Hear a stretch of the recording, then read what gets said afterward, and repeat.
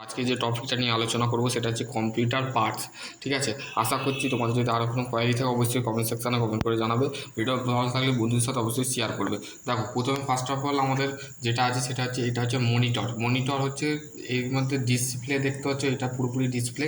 ঠিক আছে, আর এটা হচ্ছে কিবোর্ড, আর এটা হচ্ছে আমাদের মাউস, আর এটাকে বলা হচ্ছে সিপিইউ।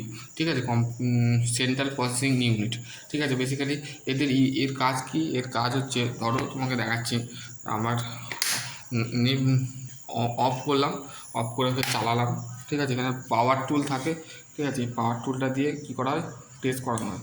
ঠিক আছে, কম্পিউটার অন হবে।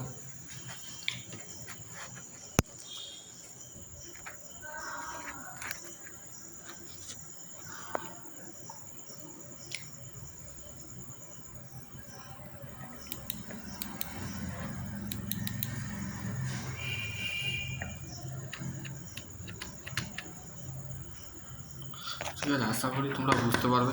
দেখো, প্রথমে পার্টসগুলো একটু আমি বলে নিই। ঠিক আছে, এটা হচ্ছে কিবোর্ড বলে। দেখো, প্রত্যেকটা পার্টস কিন্তু এক এক করে আছে।